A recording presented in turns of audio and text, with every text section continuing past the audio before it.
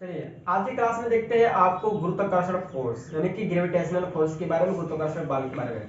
आप जानते हैं कि इस यूनिवर्स में यानी कि ब्रह्मांड में जितने भी ऑब्जेक्ट्स हैं, है ना, एक दूसरे को एक फोर्स से क्या हुआ है, अट्रैक्ट किया हुआ है, आकर्षित किया हुआ है। तो उस फोर्स का नाम क्या है? ग्रेविटेशनल फोर्स यानी गुरुत्वाकर्षण बल।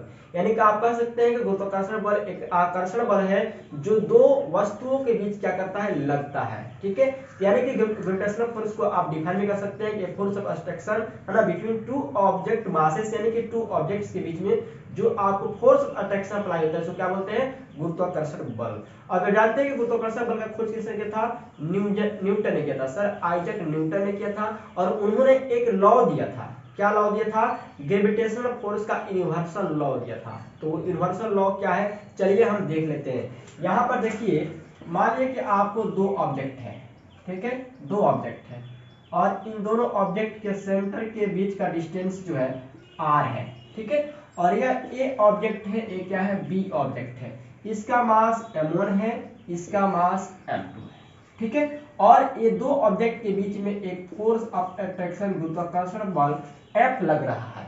ठीक है, तो उन्होंने क्या नियम दिया था, अगर दो ऑब्जेक्ट के बीच में कुछ डिस्टेंस पर क्या हो, सिचुएटेड हो, स्थित हो, उनके बीच में फोर्स ऑफ अट्रैक्शन कैसे लगता है, तो उन्होंने दो रूल दिया था जिसको हमने बोला कि ग्रेविटेशनल फोर्स का यूनिवर्सल लॉ।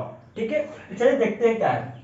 पहला लॉ कहता है कि यह जो फोर्स अप्लाई हो रहा है दोनों ऑब्जेक्ट पर, ठीक है, यह जो फोर्स अप्लाई हो रहा है यह डायरेक्टली प्रोपोर्शनल होता है m1 इंटू m2।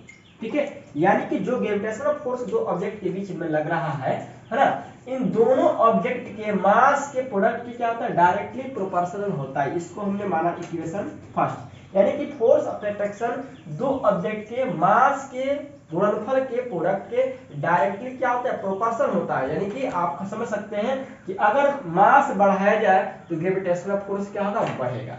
मास बढ़ाया जाए तो ग्रेविटेशनल फोर्स क्या होगा, बढ़ेगा। और दूसरा रूल उन्होंने दिया कि फोर्स ऑफ अट्रैक्शन जो अप्लाई होता है इनके डिस्टेंस के स्क्वायर के इनवर्सली होता है। यानी कि दो ऑब्जेक्ट के बीच का डिस्टेंस क्या है, r है, और इनके बीच की दूरी को अगर हम बढ़ाते जाए तो ग्रेविटेशनल फोर्स क्या होगा, कम होगा। क्यों? क्योंकि r स्क्वायर नीचे है, यानी कि r यानी डिस्टेंस जितना ही बढ़ेगा ग्रेविटेशनल फोर्स उतना ही क्या होगा, कम होगा।